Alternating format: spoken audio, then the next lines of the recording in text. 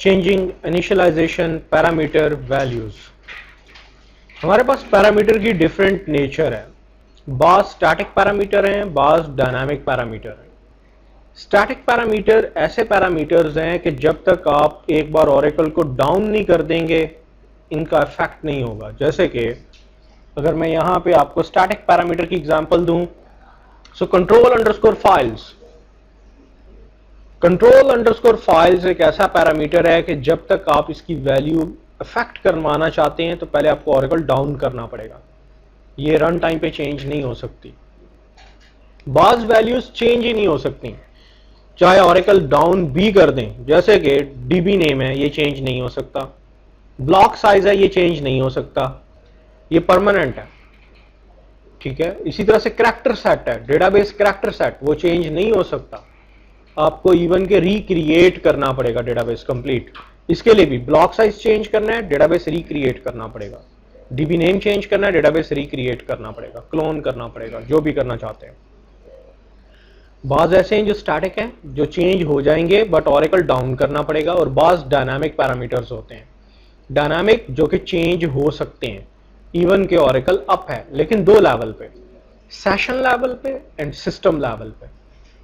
Session level पे modify करेंगे तो करंट सेशन जब तक आपका लॉग आउट या डिस्कनेक्ट नहीं होता चेंजेस इफेक्टिव रहेंगी। सिस्टम मीन तमाम सेशंस के ऊपर। अब दो तरीके हैं इनको मॉडिफाई करने के, या तो आप गुई मोड यूज कर लें दिस वन, या CLI मोड। पहले गुई को देख लेते हैं। गुई में यूजुअली वो तमाम पैरामीटर जो SP फाइल के थ्रू होके आ रहे होते हैं वो ज्यादातर पड़े होते हैं। Like go to the server tab, server tab के अंदर होता है इनिशियलाइजेशन पैरामीटर की टैब, इसको क्लिक करें। कौन से SP फाइल के पैरामीटर के करंट वन, करंट ये देखिए 289, ऑल जो 289 $V पैरामीटर से जो आप देख रहे थे 1 to 50 इनिशियली दिखा रहा है। ठीक है, और सारे ही हैं, बता रहा है जी पैरामीटर का नाम, हर एक पैरामीटर का नाम, देन वैल्यूज की क्या है, कमेंट क्या है, टाइप क्या है, बेसिक है, मॉडिफाइड है, डायनामिक। डायनामिक में अगर क्लिक है तो इसका मतलब आप चेंज कर सकते हैं। ठीक है, अगर डायनामिक के अंदर टिक नहीं है तो इसका मतलब स्टैटिक पैरामीटर है, इसके लिए डीबी डाउन करना पड़ेगा आपको। देन आगे बताता है जी कैटेगरी किस नेचर की है उसकी। यहां पे पैरामीटर की वैल्यू, लाइक जो स्टैटिक है उसके साथ आपको ये नहीं मिलेगा, दूसरा टेक्स्ट फील्ड नहीं मिलेगा क्योंकि वो चेंज ही नहीं हो सकता रन टाइम के ऊपर। जैसे ये देखिए कंट्रोल फाइल वाला है, इसकी कोई टेक्स्ट फील्ड अवेलेबल नहीं है because it's not dynamic, it's static.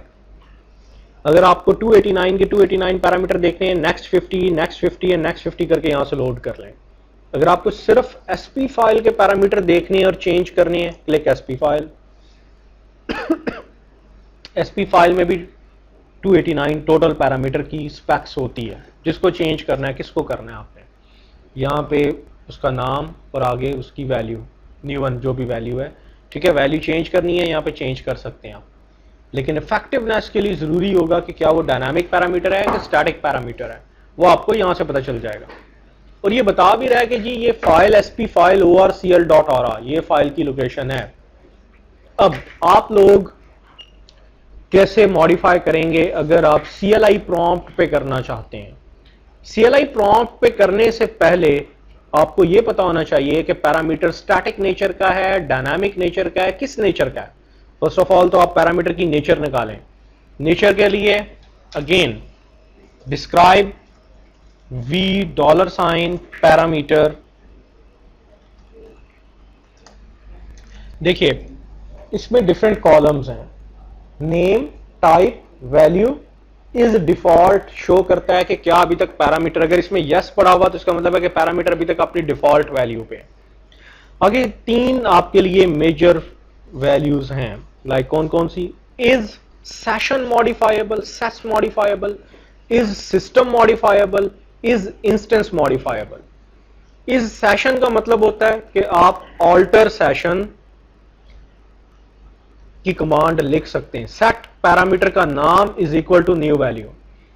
इस सिस्टम मॉडिफाइबल का मतलब होता है कि आप ऑल्टर सिस्टम की कमांड लिख सकते हैं, set parameter is equal to value, अगर दोनों में यहां पे भी यस और यस वैल्यू पड़ी हुई है तो।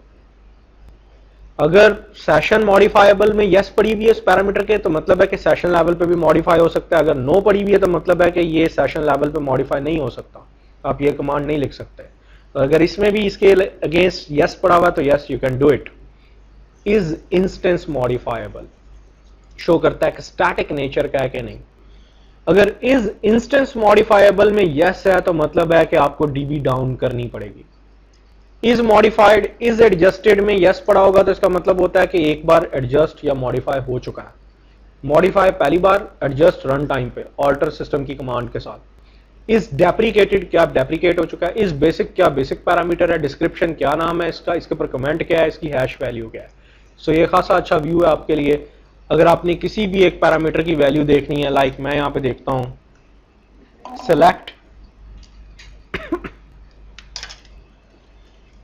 देखिए गुई में तो आपको एक ही ये एक बना हुआ था तावीज, इसको देखते साथ ही अंदाजा हो जाता था कि भाई बेसिक है, डायनामिक है, किस कैटेगरी का। ठीक है, सो एक ही बार आपने देखा फौरन, जिसे कहते हैं 100% कंफर्म हो गया कि भाई किस कैटेगरी का है। यहाँ पे CLI प्रॉम्प्ट पे सारी मेहनत आपको करनी पड़ेगी। यहाँ पे कॉलम्स के नेम यहाँ से चाहे खुद सिलेक्ट करवा लें, ऑल सिलेक्ट नहीं करवाना चाहते तो ठीक है, आप यहाँ पे कॉलम के नेम या सिलेक्ट, मैं एस्ट्रिक करने लगा हूँ, select asterisk from $v parameter where name, like इसमें नेम वारशार क्योंकि करेक्टर सेंसिटिव वैल्यू होती है और छोटी वैल्यू है, तो क्या है जी कर्सर ओपन अंडरस्कोर कर्सर। आपके पैरामीटर का नाम क्या है, ओपन अंडरस्कोर कर्सर। हाँ जी, देख लें इसकी वैल्यूज के जो अगेंस्ट इसने चीजें बताई हैं। अच्छा जी, उससे ज़्यादा वैल्यू सिलेक्ट करनी है। ओपन कर्सर,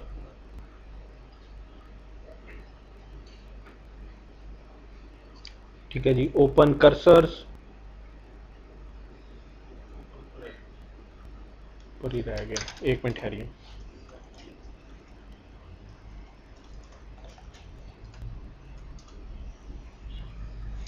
अब देखिए जी, ओपन कर्सर्स, देन ये देखता है, ये इसमें ये देखिए कि आ रहा है इसकी करंट वैल्यू कितनी है, 300। अब ये शो करना कि भाई इस सिस्टम मॉडिफाइबल में ट्रू है, फॉल्स है या क्या है ये, क्योंकि लाइन साइज आप बारी बारी क्यूरी करके गेट कर लें, उतने कॉलम्स को सिलेक्ट करवा लें, यहां से आपको अंदाजा हो जाएगा। ठीक है, सो नाउ इट्स मॉडिफाइबल। अगर मॉडिफाइबल है तो you can modify it, like आप यूं कमांड लिख सकते हैं ऑल्टर, लाइक अगर ये सेशन लेवल पे है तो you can write down alter session. Session level पे नहीं है, सिस्टम लेवल पे अलाउ करता है, you can write like this one, alter system set open underscore parameter का name cursors fully qualified is what, कितना करना चाहते हैं, लाइक 400। अगर मैं इसके आगे कुछ नहीं लिखता, सेमीकोलन और एंटर, तो इसका मतलब होगा scope is equal to both. Both का मतलब होता है कि एसपी फाइल में भी मॉडिफिकेशन कर दो और इंस्टेंस लेवल पे भी मॉडिफिकेशन कर दो। लेकिन ये कमांड एरर दे जाएगी अगर आपने पी फाइल से अपने सिस्टम को अप किया हुआ, एसपी फाइल से अप ना किया हुआ, तो ये कमांड स्कोप की हर कमांड एरर दे देगी। ठीक है, इसके लिए जरूरी है कि आपका सिस्टम एसपी फाइल से अप हुआ हो। इसका मतलब है कि एसपी फाइल, आपको पता है एसपी फाइल बाइनरी है, उसमें चेंजेस नहीं हो सकती, ये कमांड के थ्रू ही चेंजेस हो सकती हैं। स्कोप में 3 वैल्यूज आप दे सकते हैं। Scope is equal to memory, memory का मतलब होगा कि सिर्फ इंस्टेंस में चेंजेस करो। Scope is equal to SP file, इसका मतलब होगा कि सिर्फ एसपी फाइल में चेंजेस करो। जितने भी स्टैटिक पैरामीटर होते हैं उसमें आप हमेशा चेंजेस ऐसे ही करते हैं, लाइक ऑल्टर सिस्टम सेट, जो भी पैरामीटर का नाम जो स्टैटिक नेचर का पैरामीटर है उसकी नई value scope is equal to SP file. मतलब ये होगा कि आप ऑरेकल डाउन करेंगे, जब अप करेंगे तो एसपी फाइल से नई वाली वैल्यू खुद ही टेकअप कर लेगा, क्योंकि उसकी वैल्यू इमीडिएट इफेक्ट नहीं कर सकती। And scope is equal to both, both का मतलब है कि एसपी फाइल में भी चेंजेस कर दो और मेमोरी में भी कर दो। अगर आप इतने कीवर्ड नहीं लिखते scope is equal to both, तो by default scope is equal to both होता है। सो स्टैटिक पैरामीटर को कभी भी आप scope is equal to both या scope is equal to memory के साथ नहीं लिख सकते। उसके लिए scope is equal to SP file और उसके बाद डीबी को डाउन करें, डाउन करके अप करेंगे तो वो ऑटोमेटिक इसको टेकअप कर लेगा। हाँ जी। सो यहां से आपको पैरामीटर इस तरह से मॉडिफाई करना होगा। अब ये सिस्टम के साथ है तो तमाम सेशंस के ऊपर ये पैरामीटर इफेक्टिव हो गया उसी वक्त। अगर दोनों फाइल्स आप कीप करते हैं, पी फाइल भी और एसपी फाइल भी, तो इट्स योर रिस्पॉन्सिबिलिटी कि पी फाइल को ओपन करें और पी फाइल में इस पैरामीटर की वैल्यू खुद चेंज करें, क्योंकि एसपी फाइल अपडेट हो जाएगी, पी फाइल अपडेट नहीं होगी।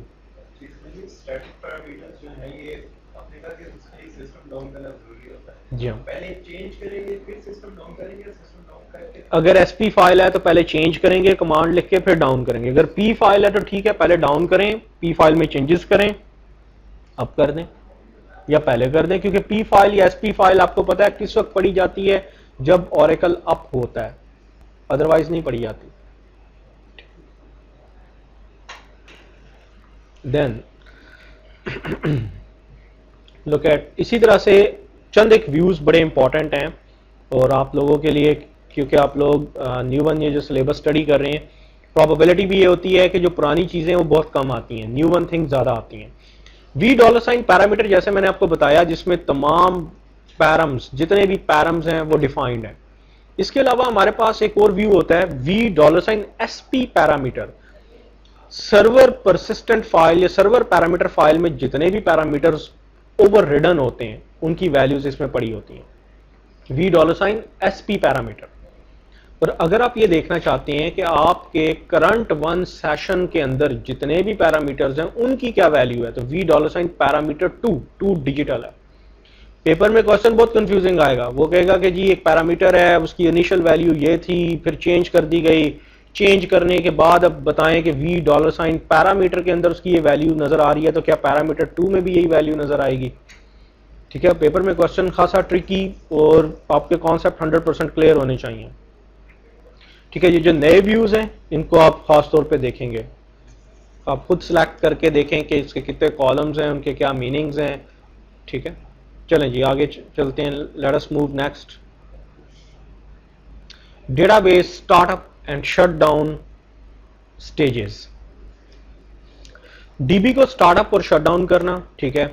अगर आप ईएम से ये काम करना चाहते हैं तो it's up to you, CLI से काम करना चाहते हैं तो ये भी आप पे डिपेंडेंट है, लेकिन इसके लिए अगर आप ईएम यूज करना चाहते हैं तो आपके क्रेडेंशियल्स, ईएम के क्रेडेंशियल सेट होने चाहिए। क्रेडेंशियल सेट कर देखते हैं जी, यहाँ पे क्रेडेंशियल्स क्या हैं।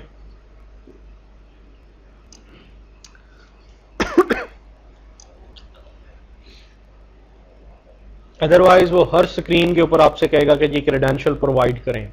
गो टू प्रेफरेंसेस, प्रेफरेंसेस ये सबसे टॉप पे सेटअप के साथ, प्रेफरेंसेस में जाएं, यहां पे होगा जी प्रेफर्ड क्रेडेंशियल्स, प्रेफर्ड क्रेडेंशियल 0000, कोई सेटेड नहीं है। अगर लिसनर पास प्रोटेक्टेड है तो इसको सेट करें, अगर एजेंट पास प्रोटेक्टेड है तो इसको सेट करें। हमारे दोनों विदाउट पास चल रहे हैं तो हम बाकी दो को सेट करेंगे, होस्ट को और डीबी इंस्टेंस को।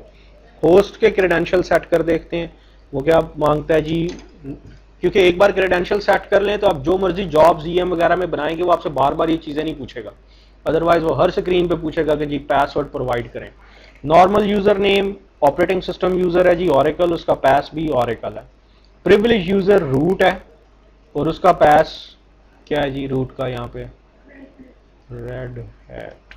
चलो मैं डायरेक्ट अप्लाई कर रहा हूं, अगर पैच नहीं लगा होगा तो टेस्ट करके अगर आप अप्लाई करेंगे तो माइट भी पॉसिबल डिफिकल्टीज आ जाएं।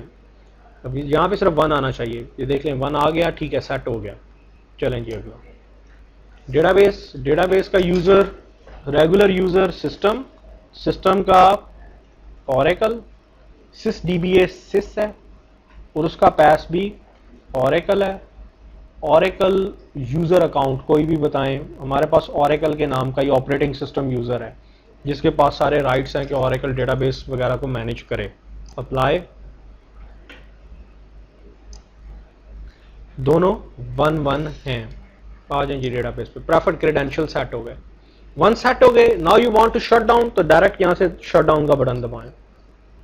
ये आपसे अब ये देखिए क्रेडेंशियल खुद ही उठा के ले आया, एल्स उसने आपसे पूछना था कि जी यहां पे सारे क्रेडेंशियल प्रोवाइड करें। ठीक है, क्रेडेंशियल सेट हो गए, simple save as preferred credential press हो गए। अच्छा जी, शो एडवांस्ड ऑप्शंस। शटडाउन करना चाहते हैं तो कौन सी, नॉर्मल, ट्रांजैक्शनल, इमीडिएट, अबॉर्ट। इसी तरह से स्टार्टअप करना चाहते हैं तो कौन सी स्टेट, ये सारी चीज़ें आपसे पूछेगा। इसलिए हमें पहले इन स्टेट्स वगैरह का पता होना चाहिए कि भाई कैसे काम ये करना है। ठीक है, so let us begin our task. पहले पढ़ते हैं जी database startup, how to startup a database. Database startup होने की जो ऑप्शंस होती हैं, लाइक शटडाउन से पहले डेटाबेस जाता है नो माउंट पे, नो माउंट से जाता है माउंट पे, और माउंट से जाता है ओपन पे। आप कहीं पे भी डेटाबेस को अब्स्ट्रक्ट कर सकते हैं। आप चाहे तो डायरेक्ट नो माउंट पे ले जाएं, या माउंट पे ले जाएं, या डायरेक्ट ओपन पे ले जाएं।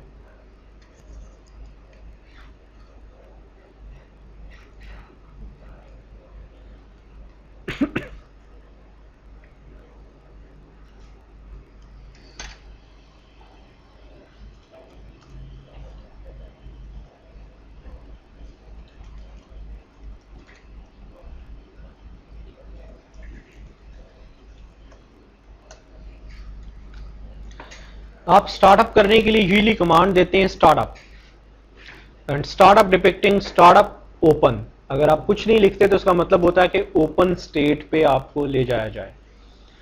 ये स्टेट्स क्या होती हैं, किस काम के लिए यूज होती हैं, वन बाय वन चेक कीजिएगा।